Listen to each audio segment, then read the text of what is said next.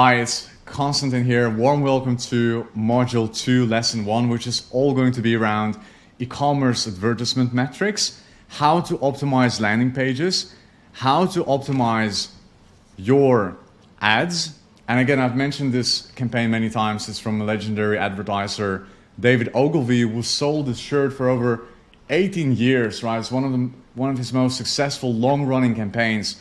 And I'm so passionate about e-commerce because it's just completely changed my life. I started as a banana picker here in Australia, decided to run ads for my e-commerce brand and scale it up to 6-figure months, which gave me the experience to run lead generation campaigns, e-commerce campaigns, and help clients now, across 20 plus different niches. But my start was in e-commerce, which is the reason why I collect these ads, why I love kind of like studying them, understanding the principles behind them. And in today's video, what we're basically going to cover is as I mentioned again, what are the possible outcomes that you can get when running an e-commerce campaign. Then you know what can potentially happen and how you can quickly optimize your ads, your landing pages, to get better results. And what we're going to cover are two types of metrics: preliminary metrics and conversion rate metrics. So the difference between those two is preliminary metrics are metrics that those you receive and are influenced by the ad itself, right? So the creative, the headline, the body copy. You're going to receive metrics like cost per click, right? Those are influenced by the ad itself. Then you've got conversion rate metrics. So after you spark someone's attention, your prospect really enjoys the ad, they read it through, they're like, oh, awesome, this is a product that I potentially would love to buy. They go to your landing page, but then you need to convert them as well. So the conversion metrics, they happen on the landing page and they go hand in hand together, right? If you got really poor ads, you might still be able to get a lot of traffic to your site, but then because people have been pre-sold with a crappy ad, they will still not convert. Or you might get a really good ad, but then your landing page is just lacking that conversion mechanism and the psychology on the landing page that is necessary to convert a client, right? So those are the metrics that I want to show you, and also give you a calculator so you can identify the bottleneck in your campaign, calculate things through and how you can improve it, and then also give you real life examples of very successful brands, 10, 100 million a year brands that are doing this incredibly well, so you can actually model after success. So let's dive right into the lesson, and starting together with my favorite conversion metrics.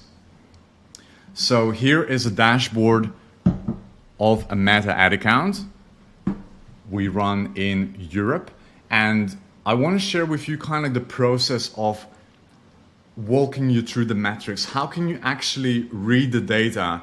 And the most important thing is that you actually start reading the data from the most important column, which is purchases, right? So whenever you see your ad account or your client's accounts, I would recommend just copying the structure, by the way, after we figured this out after many years.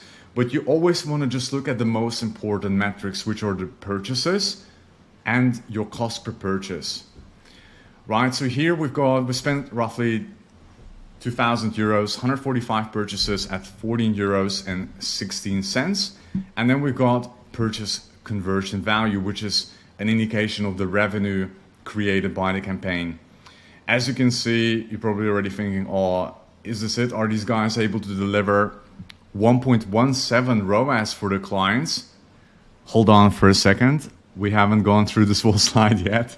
But yeah, you want to see those metrics to begin with. Purchases, cost per purchase, what is the value, what's the return on ad spend? And then also, how well does your traffic convert on your landing page? As you can see, this is a low ticket e-commerce product, which converts very high, around 10%, meaning that out of 100 visitors, out of 100 clicks that come to the website, 1 in 10 purchases the product, which is actually incredibly high. Then we've got initiated checkouts, which are kind of like, we go from the most important metrics to still important metrics, but lesser important metrics, which are initiated checkouts, like how many people have actually left their name, email, and phone number. They tried to initiate the checkout, and then for whatever reason, they just decided to leave the cart, right? That's what those metrics indicate. 246 initiate checkouts there at €8.35.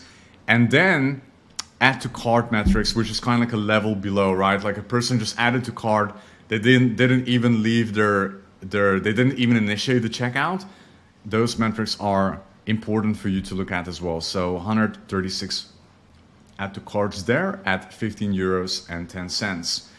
And now le moment suprême, which is the improvement, right? This is a client that came on board and they were really struggling with this one ROAS. It was just an unprofitable campaign for them.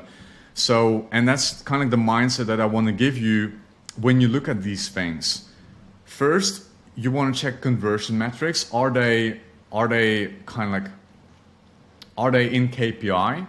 Which was in this case, right? A 10% conversion rate is really good. But then what we realize is that we could potentially improve the landing pages a little bit. We can also improve the ads, hire new user-generated creators, which are just people kind of like this person. You can hire people in like Fiverr, Upwork. There are even agencies that you can outsource this work to. They hire a person and then they just present the e-commerce product for you. This is like an OG version of a user-generated content these days. But we hired more content creators that they could shoot content with this particular product. We've also written new copy, new headlines to split test, and here is the final result. So with the exact same ad spend, 7 days later, 201 purchases at €8.98. Look at the revenue right there, 4,500. Look at the ROAS, 2.51 right there, and even a slight improvement in the conversion rate for you, 13.7%. Right, so this is all done by micro-adjusting, injecting new headlines, injecting new creatives, body copies, tweaking the landing page a little bit, and I will share all the stuff with you as well, what to look for, what kind of brands you potentially can model. I will show that with you in a moment. So these are the conversion rate metrics that happen actually on the landing page. Now, let's also find out how the preliminary metrics are doing, which are metrics that are caused by the ads. Right, so these are the preliminary metrics for you. Starting off with unique link clicks. A lot of them, a lot of traffic for this particular campaign. 258,000 clicks at 91 pence. Right, so we've got the amount of traffic, thousands and tens of thousands of people at 91 pence per unique visitor. So someone actually checking out the brand and clicking through. A very important metric within e-commerce is also your click-through rate. This metric is indicating with Facebook you're paying per 1,000 impressions, right? So like, let's say I'm reading this magazine right now and I'm just scrolling through. That used to be an impression, right? So I'm just like going through and I'm, oh wow, this is cool, but then I'm just going further, right? So with Facebook, it's the same thing. When you're scrolling through, that's when Facebook charges the advertiser when you see an ad on Facebook or Instagram, just for a swipe, just for an impression. And the lower, obviously, the lower you pay per 1,000 eyeballs, the cheaper your traffic is going to be. And these metrics are all interconnected because what Facebook wants is engaging, exciting ads. The more juice you put in there, the more people are going to click through, and Facebook is going to see it like, hey, this ad is really cool. People are really loving it. People are really clicking on it. let me reward this advertiser with a cheaper cost per thousand impression. That's the mindset of Mark Zuckerberg. He wants people to engage with your ads. He wants people to feel happy, and he wants your ads to spark joy in the platform, in the users. Your ads must provide value to the end user, which is just a normal person on Facebook. So the higher your click-through rate, the better. And we've already understood how to improve that in the previous lessons by writing exciting headlines that spark curiosity, that have a benefit element, that have an element of storytelling, right? Like that's what you kind of want to aim for. And because of that, in the UK, look at the cost per thousand impressions. It's just, the traffic is almost for free here. That's why we're able to scale this campaign up so well, because it's just, it all flows. The last few metrics, hook rate, hold rate, and video average playtime, are 3 metrics around how well your videos are engaging, right? The hook rate indicates, out of, let's say,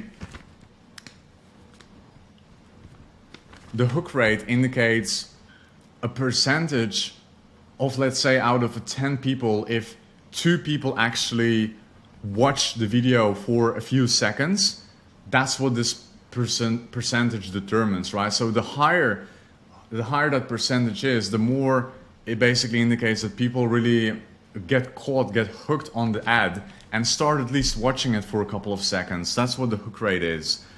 The hold rate is an indicator of how well people continue watching your video.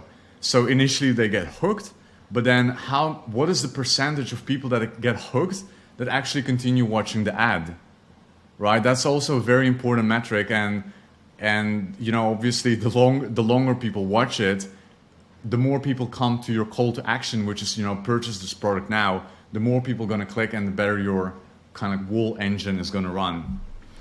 And then the video average playtime is how long people usually watch the video. Is usually very low, a few seconds, because again, most people, they just kind of like, they just scroll through the ad, even if it's a video, and they never actually look through the ad, right? So that's the reason why it is very common to have a very low average video playtime. And here you've got an example of different videos that we've tested for the client. Here we've got a video with a hook rate of 6.54%, and 13% is the hold rate. Like altogether, if you just look at the other metrics, it just means that the first creative is just not holding and hooking people, right? It's just not a good creative. So you have to switch it.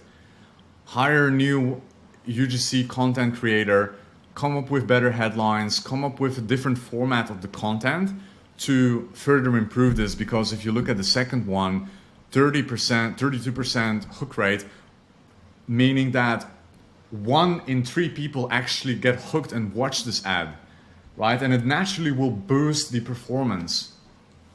And then the hold rate is 15%. So that is the one for you. And then if we look all the way down the bottom, we've got a hold rate of 23%, which is another ad. So now we can see that, you know, perhaps we can use the meat and potatoes of video 3, and we can use the hook from another ad, combine them together, and we've got a killer ad, right? Like you have to kind of like think systematically. Oh, maybe the hook here is really good. There, the hold rate is really good. What if I combine that part of the video with this hook, put them together, and try again? It's a fun testing process. What this all is. Thinking, this is all really cool. It all makes sense. We've got like all these preliminary conversion metrics. But hey, Konstantin, how do you improve these ads? And I want to share with you kind of one of our campaign. I want to share with you some top brands that we model off as well, right? Again, one thing that you can learn from this course and takeaway is, you know, like I wasn't born like an advertising expert.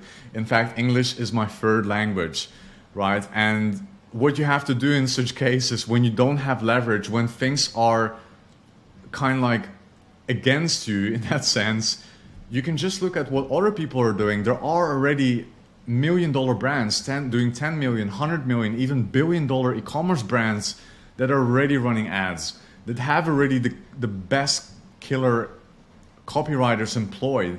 And through this course, I've shared with you how you can spy on those people in a good way, right? Like how you can model of success. And I want to share a few really cool brands that we personally also in our agency model off. And we've seen amazing success after creating iterations of their ads, coming up with their own things and stuff like that. So that's what we're going to do. And just as a quick summary, in general, the framework that you should kind of always keep in mind is that ads should be exciting. They should spark curiosity, an element of story, like, hey, like what is this person doing, right? In the end of the day, all we're doing here is selling a shirt, but look how epic everything is. It's just like, boom, why is this person wearing an eye patch? Element of curiosity. Great headline, just in time for Christmas. Great offer, right? Those are the elements, and this is a creative we created for one of our clients, Russell Brunson, that follows this structure as well. That follows this legendary structure from David Ogilvy and kind of many other campaigns that we've modeled, which is, again, it is an interesting curiosity sparking kind of like image, which is Russell Brunson and Jim Edwards, revealing a free book reveals the 100 million a year unicorn funnel. So the creative and the headline are in sync. And then there's a huge element of curiosity and intrigue, which is like, hey, it's my holy grail of marketing secrets, responsible for da da da da da. Right? So there's a huge element of curiosity, huge element of intrigue. And I know this is not like an e-commerce campaign, probably what you were looking for, but this the exact same principles we apply to our e-commerce partners. So this is a book campaign, and now I want to give you actual examples of real successful brands, a few from Australia, a few from the United States, and kind of give you a few good examples and a few bad examples of how you can influence those metrics and, you know, create killer ads resulting in really good preliminary metrics, and also optimize your landing pages so that you get a really high conversion rate. From 10,000 feet, every single e-commerce brand kind of looks the exact same, which is we start with an ad, driving it to product page or a catalog. We have emails also being sent out directly to products. On this product page, really, there's only one thing you can do. You can add it to cart, and you can also remarket people that have added to cart previously but didn't purchase, right? So that's a very effective campaign and a component right there. And then after people go to add to cart, they go to initiate checkout, and eventually, you know, they become a sale. Some people abandon the cart. You have to send them emails, but from a high level, this is kind of how it looks like. Let me show you a few killer examples right there. High Smile, some 100 million plus a year brand from Australia, specializing in teeth whitening. They now sell a bunch of other things, toothpaste, all sort of things, but I highly recommend you to swipe this ads library and use it as an inspiration, of course. But they've got amazing user-generated content. They released a buy one, get one for free. Can't decide which color? I've got you. When you buy one of these, I'm going to throw in another one for free. This thing fucking slaps. It's not like those... Right, so you can check out all the ads for yourself. You can see that they're putting a lot of urgency behind their ads, a lot of like really crazy offers right there. And, you know, like they've got over 3,000 ads running. So they're spending a lot of money on ads. And it can only mean one thing, is that these ads are profitable. So wherever we can, we're going to swipe things and obviously improve and create something even better, right? So that is takeaway number one. They're using a lot of user-generated content. Another takeaway that I want to give you is just have a look on how clean their landing pages are. Right, so this is it's almost like a lead magnet for them, where they offer something for only $1.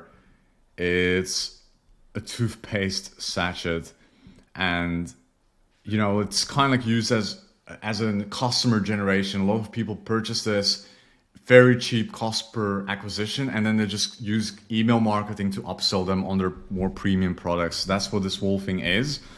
But just look at the landing page. I really loved like the kind of the pinkish on the white, on the blue.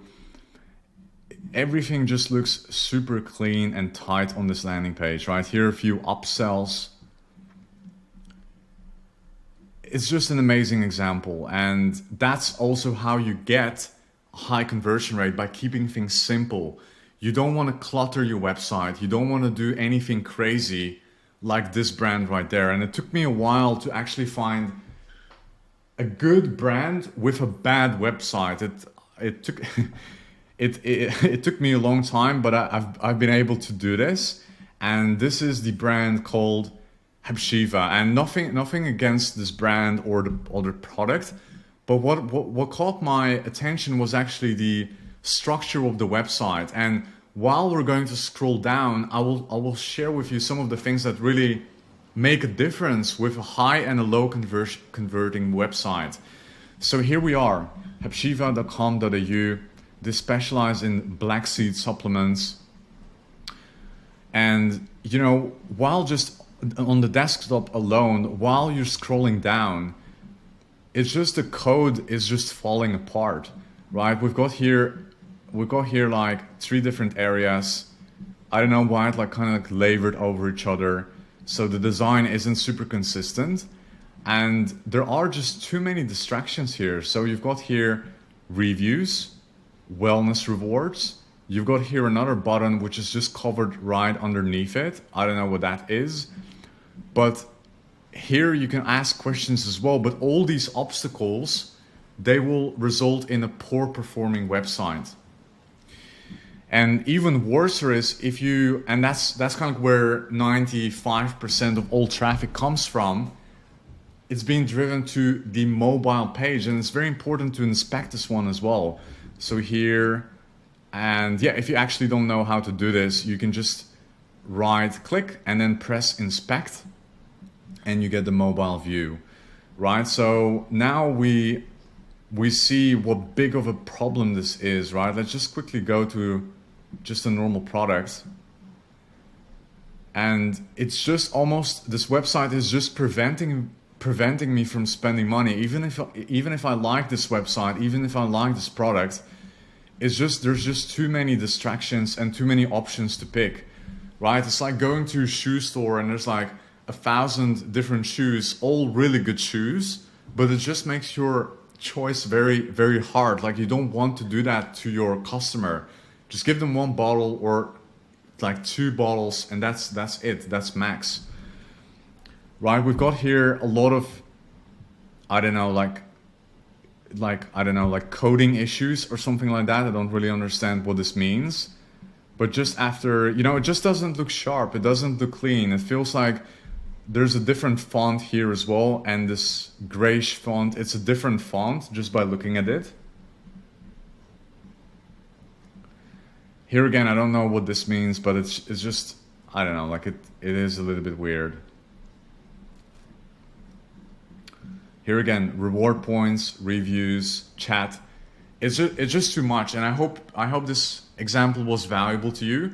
And one of the first things we always do when we partner up with an e-commerce brand is literally stripping their website and really cleaning it up, making it super simple, super easy for a client to look at and to consume the product. That's what a high converting website is all about. Here are a few other examples, which is this brand called Sand and Sky. They have a really clean landing page that just looks very beautiful in my opinion, and it's a really cool product. You've got the reviews right there. Also, let's just quickly check on. You see there's a huge difference. Like, even on mobile, I mean, they got here the hover add to cart and they got the 15% off, but overall it's a much smoother experience right there. And then All Your Skin as well is in kind of like a similar brand in the same niche, which is the kind of like clay mask cosmetics. This one, in my opinion, is even more cleaner, more simple.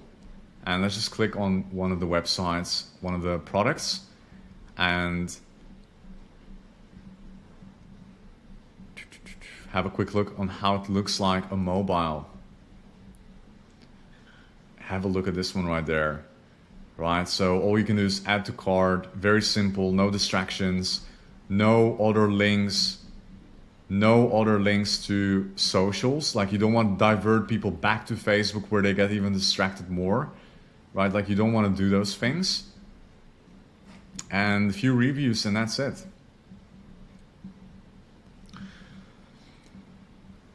And that's probably the biggest one right here, the Udi. They've done over $500 million in sales, also a brand from Australia.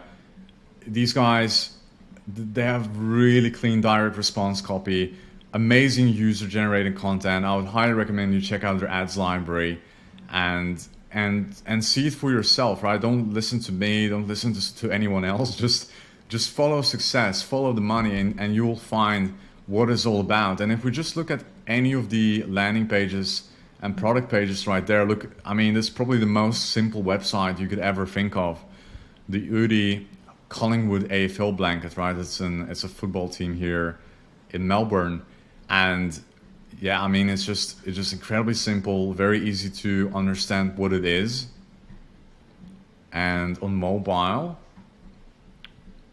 we get the exact same experience. Finally, I want to give you access to our calculator of truth and freedom and give you the resources of exactly what to do and what it means. Let's say if your cost per unique link click is above $3, what it actually means. How can you improve this? When your click-through rate is low, your ads aren't resonating, change the targeting, improve headlines, improve copy, and so on, and so on, and so on, and so on. Right? So it's a very thorough process that you can use and find the bottlenecks in your campaign. And here's the calculator that I promised as well, that you can use to find the bottleneck and quickly calculate how your potential campaign could look like. Let me give you here another example. Right, so here is the calculator of truth and freedom. I've already pushed through a few data points. Let's say your campaign runs at $1 per click. That's what you're paying for traffic. You can use this for both Facebook ads, Google ads, YouTube ads, Instagram ads, TikTok ads, any type of ads you can use these calculators for. It's incredibly useful. But let's say you pay $1 per traffic, you spend 10K a month on ads, resulting in 10,000, visitors, because you spend 10K, it costs you $1 per visitor, meaning you get 10K in traffic. Let's say your site converts at 2%, meaning that 2% out of the 10,000 result in a customer, right? So your cost per purchases, and it's already being calculated for you, it's $50, right? And let's say your average order value, average basket value is $100. So that means with this calculation, you're $4,000 in the negative. And the surprising truth is that there's so many drop shippers, so many e-commerce brands are running ads, but the unit economics are not stacking up. It's on the metrics. Mathematically, it's impossible to make profit, and they're still running and trying to figure it out. It doesn't mean that you can't make it profitable, but that's just like an insight from the industry. So in this particular case, like, hey, if you run this campaign, like, hey man, like you have to take action right now. Improve the conversion rate, for instance. Let's say we get it to 3% by making the website more simplified. Let's say we implement some email marketing and get the AOV to 130. There we have it. You're already in the profitable. Plus you're acquiring clients consistently at a lower CPA that potentially can purchase more from you in the future. So this is already a profitable campaign right there, right? But what if your conversion rate goes to 5%? What if this one goes to 150, right? What if you improve your ads a little bit, have cheaper traffic? This is where it's going to go crazy, right? And that's the calculator I want to attach and leave it for you to play around with in the resources for you down below. And I want to quickly give you a summary as well of our whole lesson, because I can imagine it's been quite a lot of information for you. But here's the summary. So we've discussed the possible outcomes that you can achieve with e-commerce. We have discovered the preliminary metrics are interconnected with the advertisement by itself. We've identified conversion rate metrics and how to influence those. And then I've also shared with you an example with the calculator. So the action item for you is to understand advertising metrics as a whole for your e-commerce brand. Know every single metric in and out. Have the knowledge on how to improve it. And for the rest of your life, you'll have the knowledge to understand those metrics, understand the mathematics that goes behind it. But more importantly, the psychological influences of curiosity, storytelling, benefit, urgency that actually drive the sale. People want things urgent. People want things fast. Yes, it's the mathematics, but it's the psychology that causes the mathematics to work. So I hope you've enjoyed this lesson.